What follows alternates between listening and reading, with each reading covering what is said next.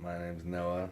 I'm Valerie's husband, and I'm going to tell a story today about a very memorable trip into the woods. It's about 5 years ago. Uh, went up the mountain, dropped Valerie off of work. She was serving at the resort at the mountain at the time, and went to go pick mushrooms by myself. Um, this in particular spot is not very well known. It's kind of hard to get to, um, but it's basically you start at the bottom of a very very deep canyon and just go straight up one side. So it's very steep, um, which makes for some good mushroom picking it sometimes because not a lot of folks go up in there. But anyhow, so I headed up there by myself early one morning. Um, Super cloudy and super foggy, not very good visibility. Um, but the lay of the land is so severe that you can just rely on the geography for how to get back to your vehicle. So I was about 45 minutes in, and I was pretty high up on the hill, way above my car, and walking along. I hadn't really found anything yet, but just cruising along, and I think the first thing I noticed was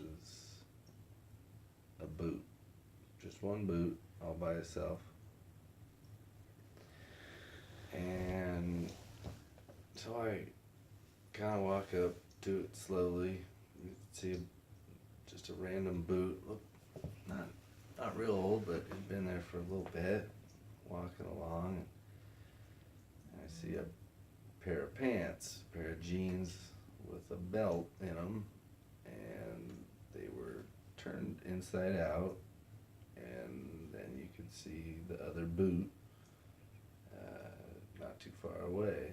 And I certainly started to take caution at this point and look around, and I see this wallet just sitting there. You can see it's full and thick, and it's a leather wallet. I grab it, pick it up, open it up, and it's full of everything. It's credit cards, guy's ID, it's got money in it. You can see it's been there for a little while. The money is a little slimy. And that's when I realized something was a little weird. But the guy's ID was right on top, so I just kind of thumbed it out and looked at it, and it was a guy from Portland, older guy, gray hair, gray beard, and I just kind of took note of the name, and something just kind of came over me. The whole thing was pretty weird, and I was by myself, and I simply thumbed the ID right back in and set the wallet down right where it was and started backing up.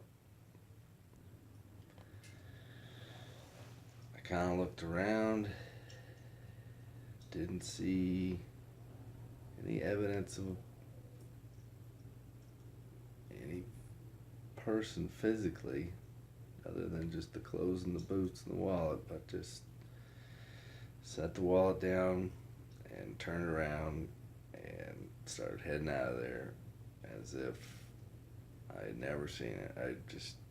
Something came over me, and I kind of panicked. I guess that's probably the best way to put it. I just panicked and pretty much booked it out of there. Just headed right back down to my truck and got out of there. So I take off out of there, head home, and my conscience is getting the best of me. I start worrying. Obviously, something was wrong. So I called my stepdad, who has some connections with the sheriff. I remember the guy's name real well, first, last, and middle. So I had him look him up. It wasn't missing persons from what they could tell, but he wasn't really sure. So next thing I know, I end up on the phone personally with the sheriff, end up getting persuaded to take him and another sheriff up there the next day. So I go up to the ranger station and meet him, and by this time there's like 4 cops that all want to go out there on this thing. Couple rangers, a couple sheriffs, and a ride along. So we all go up there. So we all get to the bottom of the trail, and everybody gets ready, gets their gear, and we start heading up. Like I said, it's super steep. In particular, sheriff who was heading up the operation was not a very in shape individual. Pretty barrel-chested guy.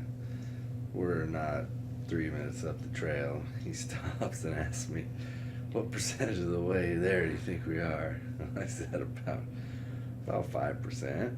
He's just huffing and puffing. So we keep going, and not even 5 more minutes up the trail, he stops. "Oh, I gotta sit down. Cliff Bar 8, it's just not sitting right," he says. So me and 2 of the other forest cops say, "All right, we're gonna keep going up. We'll leave you here with the ride along and just kind of rest and catch up to us." So we go up ahead. We're cruising up another 15 minutes. All of a sudden, I hear the other sheriff getting on the radio, and he's like, "Are you all right? Are you sure? Do you want me to come back?" He gets off the radio and he says, "I guess he's starting to lose consciousness. He's passing out." So they go back and forth a couple times and conclude he's going to be fine. So we press on, the 3 of us. My GPS gets us up to roughly where it was, and we start traversing over sideways at this point. We come right to it, see the stuff. I kind of point it out, and then all of a sudden we see a shirt that's torn with some blood on it and a pair of glasses. And at this point, the cops tell me, "Well, let's all spread out and just we'll all look for stuff here." I'm like, "You gotta be kidding! I'm part of this." So us 3 cops, or me and the 2 cops, us 3, we all get about 10 feet apart and just slowly start walking down the hill. And it wasn't a couple minutes before one of them picks up a big old femur bone, and it was human. So it was at that point where they said, "All right, our job's pretty much done here. This is where we call in the forensics team, and we're pretty much good, So, and I was pretty much felt like I had done my part at this point, and was over it. So we head back down the mountain.